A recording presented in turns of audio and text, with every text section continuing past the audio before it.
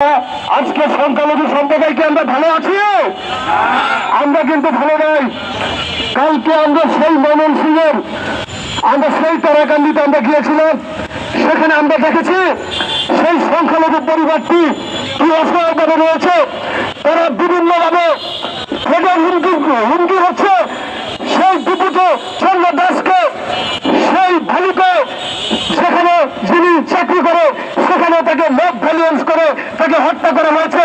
তারা এমন এমন জায়গায় তাকে আঘাত করা হয়েছে, রাস্তায় তাকে কুকুরের মতো তাকে ল্যাংটা করে তাকে শেষ নিয়ে গেছে এবং তাকে সেখানে আগুন জ্বালিয়ে দিয়ে তাকে পুড়ে হত্যা করা হয়েছে। এই ঘটনার আমরা তীব্র নিন্দা এবং প্রতিবাদ জানাই ছাত্র ঐক্য পরিষদের পক্ষ থেকে।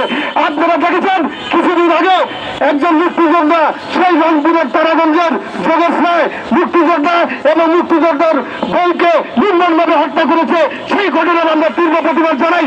আপনারা দেখেছেন সেই ৭১-এর পরে স্বাধীনতা ৫৬ সালে ৭১-এর পরে আমরা কোনোদিন দেখি নাই এই সংখ্যালঘু সম্প্রদায়কে এইভাবে আগুনে পুড়িয়ে মারা। এটা একটা বিরল দৃশ্য।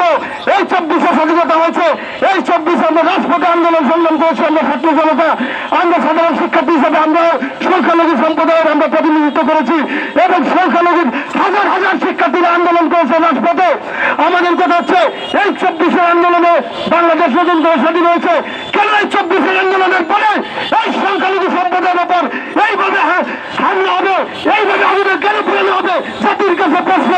আর আমরা প্রশাসনের কাছে আমরা বারবার বলেছি, আপনারা দেখেছেন সেখানে সেনাবাহিনী ছিল, সেখানে পুলিশ সদস্য ছিল, সেখানে কেন আইন শৃঙ্খলা বাহিনী আমাদের ভাইকে কেন রক্ষা করতে পারে নাই? আমরা জাতির কাছে একটা কথা বলে দিতে চাই, আপনারা মনে রাখবেন এই দেশকে সংখ্যালঘু শূন্য করে কোনোভাবে একটি ভালো বাংলাদেশ গড়ে তুলতে পারবেন না। আমরা সকলের কাছে দৃষ্টি আকর্ষণ করছি এবং সরকারের কাছে দৃষ্টি আকর্ষণ করে বলছি, বিপুল দাসের যারা হত্যা করেছে তাদেরকে আপনারা দ্রুত ফাঁসির কাজটা লুটকে আপনারা দ্রুত তাদের বিচার করবেন।